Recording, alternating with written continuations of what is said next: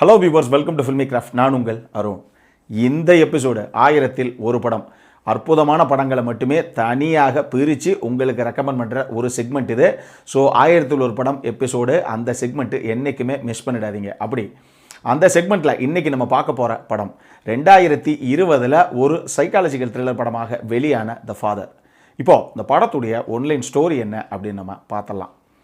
வயசாயிருச்சு, நமக்கு ஏகப்பட்ட medical complication ஆகிப்போச்சு. இப்படி இருக்கக்கூடிய ஒரு வயசான நபரான படத்துடைய கதாநாயகன், அவருடைய வாழ்க்கை பயணம் தான் இந்த படத்துடைய ஒன்லைன் ஸ்டோரியை. இப்போது இந்த படத்துடைய டீட்டெயில் ரிவ்யூக்கு போகலாம். முதல்ல அந்த படத்துடைய கதை என்ன அப்படின்னு நம்ம பார்த்துருவோம். படத்தில் நம்ம கதாநாயகனுடைய பேர் ஆண்டனி. இவர் பேசிக்காக ஒரு வயசான நபர். ஒரு பெரிய அப்பார்ட்மெண்ட்டு, அங்கே இருக்கக்கூடிய ஒரு பெரிய ஃப்ளாட்டு, அந்த ஃப்ளாட்டில் தனியாக இருக்கிறாரு.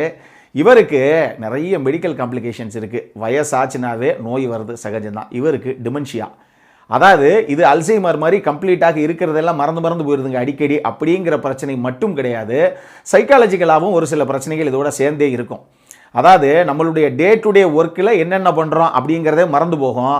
நம்ம கையில் ஒரு வாட்ச் வச்சுருக்கோம், ஒரு பேனா வச்சுருக்கோம், ஒரு காஃபி கப்பு வச்சுருக்கோம் அப்படின்னா அதை எங்கே வச்சோம், இப்போ தான் காஃபி குடிச்சிக்கிட்டு இருந்தோம், எங்கேயோ வச்சுட்டு வந்துட்டோம். அப்படிங்கிற அளவுக்கு நம்மளுடைய ரெகுலராக லைஃப்பில் நடக்கிற விஷயங்களை கூட நம்மளால் சரியாக பண்ண முடியாமல் போயிடும். இது பத்தாததுக்கு திடீர்னு வேறு எக்ஸ்ட்ரீமுக்கு பிஹேவ் பண்ண ஆரம்பிப்போம்.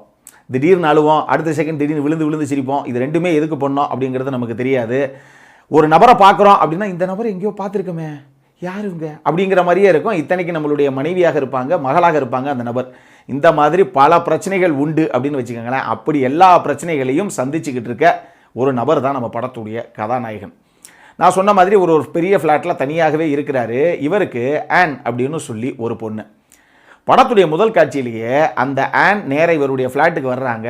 வந்தால் வா, உனக்காக தான் காத்துட்டு இருந்தேன் நான் அப்படிங்கிறாப்புல. இவர் நேரம் வந்துட்டு, அப்பா நான் உங்களை எத்தனை தடவை சொல்லியிருக்கேன், தேவையில்லாமல் ஒரு கேர்டேக்கரை உங்களுக்கு அனுப்புனா வாயை முடிக்கிட்டு கம்முன்னு அவங்க என்னென்ன விஷயங்கள் செய்ய சொல்கிறாங்களோ அது எல்லாத்தையும் செஞ்சுட்டு அவங்க என்னென்ன மாத்திரையை கொடுக்குறாங்களோ சாப்பிட்டு நல்லா ரெஸ்ட் எடுக்க வேண்டியதானே, உங்களுக்கு ஏன் அந்த தேவையில்லாத வேலை அப்படின்னா நான் என்ன பண்ணேன் அப்படிங்கிறாரு இவர்.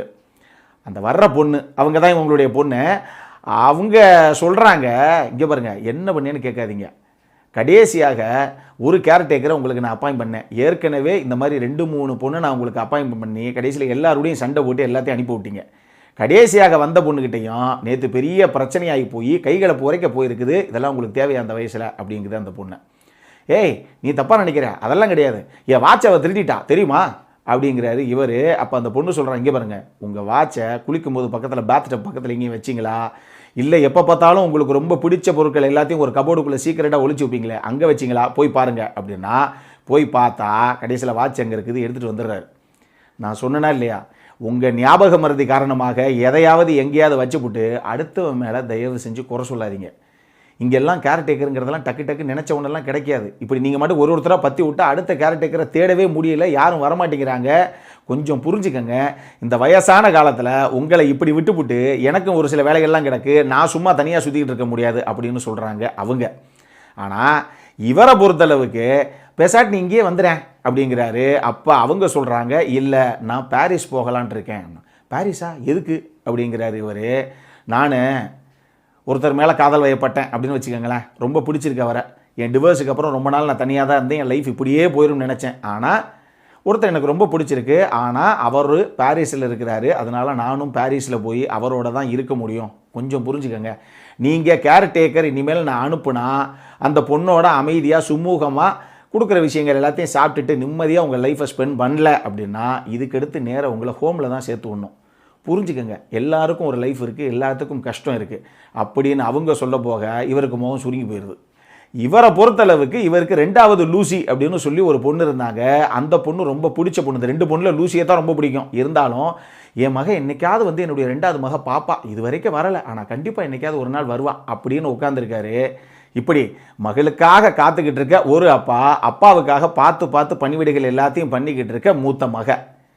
இப்படி இருக்கக்கூடிய இந்த அப்பா இவருடைய வாழ்க்கை பிரயாணம் கடைசியாக எங்கே போய் முடியுது அப்படிங்கிறது தான் இந்த படத்துடைய மொத்த கதையை. இந்த படத்தை பொறுத்தளவுக்கு எனக்கு ரொம்ப பிடிச்ச விஷயங்கள் என்ன அப்படின்னா இந்த படத்துடைய கதையும் திரைக்கதையும் தான். ஃப்ளோரியன் செல்லர் அவர் தான் இதை டைரக்ட் பண்ணியிருக்காரு. இதுதான் அவருடைய முதல் படமாக பாஸ். பார்த்துக்கங்க, நம்பவே மாட்டீங்க சத்தியமாக.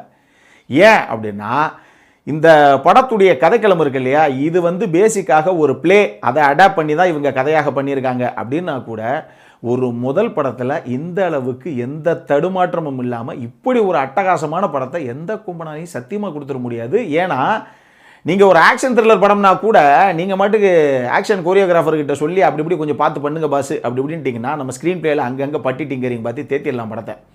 ஆனால் ஒரு ஃப்ளாட்டு, அதுக்குள்ளே இருக்கக்கூடிய ஒரு ரூமு, இதுக்குள்ளே ஒரு அப்பா பொண்ணு, மிஞ்சி மிஞ்சி போனால் ஒரு 4-5 கதாபாத்திரங்கள்னு வச்சுங்களேன். இந்த 5 கதாபாத்திரங்களுக்குள்ளே இருக்கக்கூடிய ஒரு மிகப்பெரிய மனப்போராட்டம்ங்கிற ஒரு எமோஷனல் கான்டென்ட்டை நீங்கள் ப்ரெசென்ட் பண்ணும்போது ரொம்ப கேர்ஃபுல்லாக ஸ்டெப்பை வைக்கணும். ஒரு ஸ்டெப்பையும் பார்த்து வைக்கணும். இல்லாட்டினா பாஸ் இதெல்லாம் வச்சு ஐயோ படம்னு எடுத்து கொண்டுட்டாங்க அப்படிங்கிற அளவுக்கு வந்துடும். ஆனால் இந்த படத்தை அந்த அளவுக்கு உயிரோட்டமாக கொடுத்துருக்காரு. இந்த படம் பார்த்தீங்க அப்படின்னா இந்த படம் பார்த்து முடியும் போது ஒரு மிகப்பெரிய அளவில் அது என்ன சொல்கிறது, மனசு நிறைய ஒரு பாரம் அப்படின்னு சொல்லிட முடியாது. ஒரு வித்தியாசமான ஒரு உணர்வோடு தான் அந்த படம் முடியுது. எப்படிங்க அப்படி படம் எடுக்கிறாங்க அப்படிங்கிற ஒரு கேள்வி நிச்சயமாக நம்மளுடைய மைண்டில் எழுது. அந்த அளவுக்கு ஃப்ளோரியன் ஜெல்லர் சூப்பராக இந்த படத்தை ப்ரெசென்ட் பண்ணியிருக்காரு. இதுக்கு இன்னொரு முக்கியமான காரணம், நான் சொன்னனே ஒரு 5-6 கதாபாத்திரங்கள் தான் மொத்தம் அந்த படத்தில் அப்படின்னு. இந்த கதாபாத்திரங்கள் ஒன்னொன்னையும் அவர் எழுதின விதம் அவ்வளவு அட்டகாசமாக எழுதியிருக்காங்க. இந்த வர்ற குறிப்பிட்ட 4-5 கதாபாத்திரத்துக்கும் இந்த கதையில் ஏதோ ஒரு பர்ஃபார்மன்ஸுக்கான ஸ்கோப்பு டெஃபினட்டாக இருக்கும். ஆந்தனி ஹாப்கின்ஸ்லாம் அள்ளி சாப்பிட்டு போயிட்டாருன்னு வச்சுங்களேன் மனுஷன், அது வேறு விஷயம். பட் இருந்தாலும் எல்லா கதாபாத்திரத்துக்கும் ஒரு சின்ன ஒரு என்ன சொல்கிறது, ஒரு 1.5 நிமிஷம் தான் ஒரு கதாபாத்திரம் வரும். பட் இருந்தாலும் அந்த கதாபாத்திரத்துக்கு ஏதோ ஒரு விஷயம் இந்த கதையில் இருக்கும். அந்த மாதிரி ஒரு கதாபாத்திரத்தையும் அழகாக அட்டகாசமாக எழுதியிருக்காங்க. இது எழுதுனா பத்தாது, அடுத்து இந்த பர்ஃபார்மன்ஸ்னு ஒன்று இருக்குது பார்த்தீங்களா, இதை நீங்கள் பர்ஃபார்மன்ஸில் ஸ்க்ரீனில் கொண்டு வர்ற அந்த விதம். ஆந்தனி ஹாப்கின்ஸ் கிட்டலாம் வந்து பர்ஃபார்மன்ஸ்லாம் நம்ம பேசவே கூடாது பாஸ், நம்மெல்லாம் பச்சா அவருக்கு. அவர் இந்த படத்தில் 2 சீன் போதும், இந்த படம் நெடுகளும் அவருடைய பர்ஃபார்மன்ஸு தான். ஆந்தனி ஹாப்கின்ஸ் தான் உலகத்தின் தலை சிறந்த நடிகர்னு நீங்கள் நினச்சிங்க அப்படின்னா இந்த படத்தை உங்கள் லைஃப்பில் நீங்கள் மிஸ் பண்ணிடக்கூடாது. அப்படி ஒரு பர்ஃபார்மன்ஸு, இப்படி பர்ஃபார்மன்ஸ் எல்லா படத்துலையும் நீங்கள் பார்த்துடவே முடியாது. அப்படி வேறு லெவல் பர்ஃபார்மன்ஸு. 2 சீனு. ஒன்று, புதுசாக லௌரா அப்படின்னு சொல்லி ஒரு நர்ஸை நான் நாளைக்கு அப்பாய் பண்ணுறேன், இதுதான் கடைசி, அந்த நர்ஸுக்கிட்டே நீங்கள் அனுசரித்து நடந்துக்கல, ஸ்ட்ரைட்டாக ஹோம் தான் அப்படின்னு சொல்லி ஒரு நர்ஸை கூட்டு வரும்போது என்னதான் இருந்தாலும் தனக்கு வயசாயிருச்சு, என்றைக்குமே ஒரு ஆண்மகன் தான், தான் வயசாயிருச்சு தனக்கு வந்து ஒன்றும் முடியலை அப்படிங்கிறத என்றைக்குமே ஒரு ஆண் அவ்வளவு லேஸில் வெளிக்காட்டிக்க மாட்டான். நான் நல்லா தான் இருக்கேன், எனக்கு என்ன, இவருங்க ஐ எம் பர்ஃபெக்ட்லி ஃபிட் என்ன அப்படிங்கிற மாதிரியே நடந்து போகிற அந்த நர்ஸு முன்னாடி. இது பத்தாததுக்கு நான் ஒரு பெரிய டாப் டான்ஸர் தெரியுமா அப்படிங்கிற அந்த நர்ஸுக்கிட்ட இந்த பொண்ணு கதாபாத்திரம் கேட்கும், இவருங்க நீங்கள் ஒரு இன்ஜினியர் தானே அப்படிங்கும், கேரே உனக்கு என்ன தெரியும் என்னை பற்றி, நான் ஒரு நல்ல டாப் டான்ஸர் ஆகும் அப்படின்னு சொல்லி அந்த நர்ஸு முன்னாடி எனக்கு ஒன்றும் வயசாகலை, நான் எப்படிப்பட்ட ஆள் தெரியுமா அப்படிங்கிற அந்த சும்மா அந்த வித்தையை காமிக்கிறதுக்காக ஒரு டான்ஸ் ஒன்று ஆடுவார்ப்பா. 1 செகண்டு, இன்னும் மிஞ்சி போனால் ஒரு 4 செகண்டு தான் அந்த டான்ஸ் அவர் பண்ணி காமிப்பார். அந்த ஒரு சீனு போதும் ஆந்தனி ஹாப்கின்ஸுக்கு ஈக்குவலான ஒரு நடிகர் எவன்டா இருக்கான் அப்படின்னு நம்ம மனசில் கண்டிப்பாக ஒரு கேள்வி வரும். அட்டகாசமான ஒரு பர்ஃபார்மன்ஸ். ஒரு சீனில் எங்கள் அம்மா வேணும்னு அவர் கேட்குற ஒரு காட்சி ஒன்று இருக்குது, அதை நான் எங்கேன்னு ரிவீல் பண்ணல, நீங்கள் படம் பாருங்கள், அப்படி பண்ணியிருப்பார். அதே மாதிரியே ஒலிவியா கோல்மனுடைய பர்ஃபார்மன்ஸ், அவங்க தான் ஆன்னு சொல்லி அந்த பொண்ணுடைய கதாபாத்திரத்தை ஏற்று நடித்த நடிகையை, இதில் அப்பா மேலே உயிரையே வச்சு அப்பாவுக்கு ஒரு விஷயம் நடந்துடக்கூடாதுங்கிறதுக்காக அந்த பொண்ணு கதாபாத்திரம் ஒரு நர்ஸை கூட்டு வந்து வீட்டில் எங்கள் அப்பாவை நாளையிலேருந்து பார்த்துக்கங்கன்னு உட்கார வச்சா அந்த நர்ஸுக்கிட்ட அந்த மனுஷன் சும்மா இல்லாமல், யார் ஆந்தனி ஹாப்கின்ஸ் சும்மா இல்லாமல், நான் யார்ட்டையும் சொன்னதில்லை அண்ணன், நான் உன்ட்ட சொல்கிறேன், உனக்கு தெரியுமா நான் இவ்வளோ பெரிய ஃப்ளாட் வச்சுருக்கேனே, ஒரு 30 வருஷத்துக்கு முன்னாடி வாங்கின ஃப்ளாட், இதனுடைய வேல்யூ தெரியுமா, இப்போ என் மகளுக்கு இந்த ஃப்ளாட்டு மேலே ஒரு கண்ணு, என்ன எப்படா தூக்கி ஹோமில் போடலாம், இந்த ஃப்ளாட்டை சுருட்டிட்டு போகலாம் அப்படின்னு ரொம்ப நாளாக காத்துக்கிட்டு இருக்கா. ஆனால் அது நடக்கவே நடக்காது, என்கிட்ட அந்த வேலையே ஆகாது, நான் உயிரோடு இருக்க வரைக்கும் அந்த ஃப்ளாட்டை அவளுக்கு போக விடவே மாட்டேன் அப்படின்னு ஒரு டயலாக் ஒன்று போடுவார். அது ஒரு சின்ன ரவுண்ட்ராலி ஷாட் மாதிரி. அது கரெக்டாக ஆந்தனி ஹாப்கின்ஸ் பேசிட்டு ஒலிவியா கோல்மன் முன்னாடி வந்து நிற்கிற அந்த சீனு, அது ஒரு பார்த்தாலே தெரியும் ஒரு கண்டினியூஸ் ஷாட். அது நார்மலாக நிற்கிறவங்க இவர் கடைசி அந்த வார்த்தையை சொல்லிட்டு என் மக சொத்துக்காகத்தான் இப்படி வந்து என்னை சுற்றிக்கிட்டு இருக்கான்னு ஒரு சொல்லும் போது ஒலிவியா கோல்மன் அப்படி டக்குன்னு அந்த ஒரு ஸ்பாட்டில் அப்படியே கண் கலங்கி, தப்பாக நினச்சிக்காதீங்க, எங்கள் அப்பா அவர் அப்படி தான், he has his own ways அப்படின்னு சொல்கிற அந்த டயலாக் இருக்குது பாருங்கள், அப்பா வாய்ப்பே இல்லைப்பா. ஒரு செகண்ட் படம் பார்க்கும்போதெல்லாம் எனக்கு கண்ணெல்லாம் கலங்கி போச்சு அந்த சீனு. அப்படி ஒரு அட்டகாசமான பர்ஃபார்மன்ஸு ஒலிவியா கோல்மன் கிட்ட இருந்து. அதே மாதிரியே நீங்கள் இமோஜின் பூட்ஸுடைய பர்ஃபார்மன்ஸையும் சொல்லணும். அவங்க தான் நர்ஸாக லாரான்னு ஒரு கதாபாத்திரத்தில் வந்திருப்பாங்க. அவங்க இவ்வளவு தூரம் சரி ஒரு நபர் அவர் கொஞ்சம் முன்ன பின்ன இப்படி தான் இருப்பார், கொஞ்சம் முரண்டு பிடிக்கிற ஆள் தான் சொல்லி தான் கூப்பிட்டு வந்திருப்பாங்க. இருந்தும் ஜாலியாக பேசி டான்ஸ் எல்லாம் ஆடி காமிச்சிட்டு எனக்கு எந்த நர்ஸும் தேவையில்லை கிளம்பு அப்படிம்பாரு. ஒரு சந்தோஷமாக சிரிச்சுக்கிட்டு உட்காந்துருந்த ஒரு பொண்ணு டப்புன்னு அந்த நர்ஸு வந்து அந்த முகம் அப்படியே என்ன எப்படி வெளிப்படுத்துறதுனே தெரியாது. நமக்கு இந்த அவமானம் தேவையா, இவனெல்லாம் நம்ம வச்சு பார்க்கணுமா அப்படிங்கிற மாதிரி ஒரு விஷயம். ஆனால் அப்படி தான் இருப்பாங்க, நான் பார்த்துக்கிறேன், ஒன்றும் பிரச்சனை இல்லை அப்படின்னு சொல்லி ஒலிவியா கோல்மன் கிட்ட சொல்லுவாங்க இமோஜின் பூட்ஸ். சரியான ஒரு பர்ஃபார்மன்ஸ். அந்த படத்தில் ஒரு பயல நின்றுருப்பாங்க. இந்த படம் நல்ல உலகத்தரமான ரசிகர்கள் நிச்சயமாக குடும்பத்தோடு பார்க்க வேண்டிய படம். எந்த காரணத்தை கொண்டும் மிஸ் பண்ணிடாதீங்க. இதெல்லாம் தாண்டி பென்னுடைய சினிமோட்டோகிராஃபி நீங்கள் பேசியே தீர வேண்டிய ஒரு விஷயம். நான் சொன்ன மாதிரி ஒரே ஃப்ளாட்டு, ஒரு 1-2 ரூம், இதுக்குள்ளேயே 1.5 மணி நேரம் படத்தையும் நகர்த்தணும். கொஞ்சம் கூட போர் அடிக்காது. இந்த படத்தில் நல்லா தெரிஞ்சுக்கங்க, எந்த காரணத்தை கொண்டும் பெருசாக இது இருக்கும் அது இருக்கும் ட்விஸ்ட் இருக்கும் டேர்ன் இருக்கும் ஒரு கழுதையுமே இருக்காது. இந்த படத்தில் எந்த எதிர்பார்ப்புலையும் போகாதீங்க.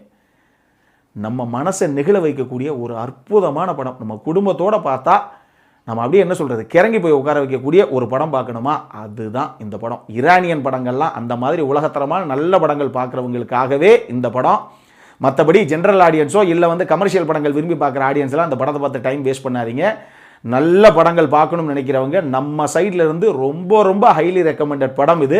எந்த காரணத்தை கொண்டு மிஸ் பண்ணிடாதீங்க. படம் நெடுகளும் ஒரு 3-4 கதாபாத்திரங்கள் பேசுகிற டயலாக்ஸ் மட்டும்தான் படம், வேறு எதுவுமே கிடையாது. நான் கிளியராக சொல்லிடுறேன், முதல்ல உங்கள் எக்ஸ்பெக்டேஷனை செட் பண்ணிடுறேன். நான் அப்படிப்பட்ட ஆடியன்ஸு மிஸ் பண்ணாமல் பாருங்கள். அடல் கான்டென்ட்ங்கிறது இந்த படத்தில் எதுவுமே கிடையாது. நான் சொன்ன மாதிரி நீங்கள் ஃபேமிலியோடு பார்த்து மகிழலாம்.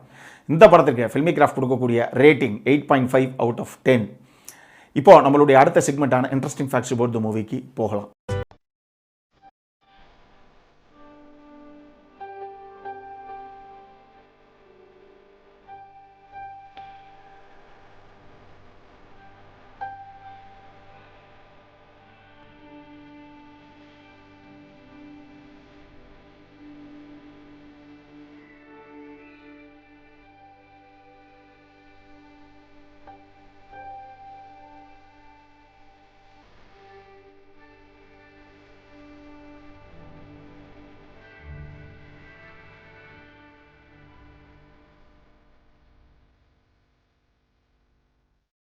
இந்த வீடியோ பிடிச்சிருந்ததுன்னா லைக் பண்ணுங்கள், ரொம்ப பிடிச்சிருந்ததுன்னா உங்கள் ஃப்ரெண்ட்ஸ் எல்லாத்துக்கும் ஷேர் பண்ணுங்கள்.